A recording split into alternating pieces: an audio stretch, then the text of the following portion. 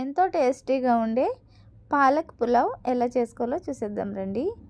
ముందుగా బిర్యానీ ఆకు, హోల్ గరం మసాలా వేసి వేగిన తర్వాత షాజీరా, ఉల్లిపాయ ముక్కలు, పచ్చిమిరపకాయ ముక్కలు కూడా వేసుకుని, తర్వాత జీడిపప్పు, క్యారెట్ ముక్కలు కూడా వేసుకుని బాగా వేగిన తర్వాత నేనైతే చిక్కుడు గింజలు వేసుకుంటున్నానండి. మంచిగా రాజ్మా వేసుకుంటే కూడా బాగుంటుంది.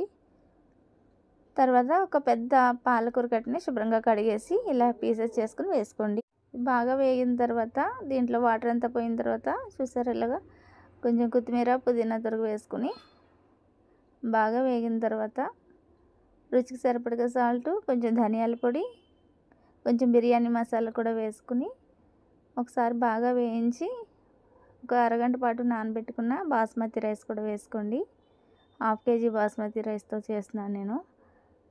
ఒక గ్లాస్కి గ్లాసున్నర వాటర్ పోసేసుకుని ఒక చెక్క నిమ్మకాయ కూడా పిండుకుని సాల్ట్ చెక్ చేసుకున్న తర్వాత మూత పెట్టేసి విజిల్ పెట్టి 3 విజిల్ రానివ్వండి. స్టీమ్ అంతా పోయిన తర్వాత వేడివేడిగా పాలక్ పులావ్ రెడీ అయిపోయింది. ఎంతో టేస్టీగా ఉండే పాలక్ పులావ్ని మంచిగా చిల్లు రైతాతో సర్వ్ చేసుకుంటే చాలా బాగుంటుంది. పిల్లల లంచ్ బాక్స్కి అయితే మంచి రెసిపీ అని చెప్పొచ్చు. వీడియో నచ్చితే లైక్ చేసి, షేర్ చేసి, సబ్స్క్రైబ్ చేయడం మర్చిపోకండి. Thank you for watching.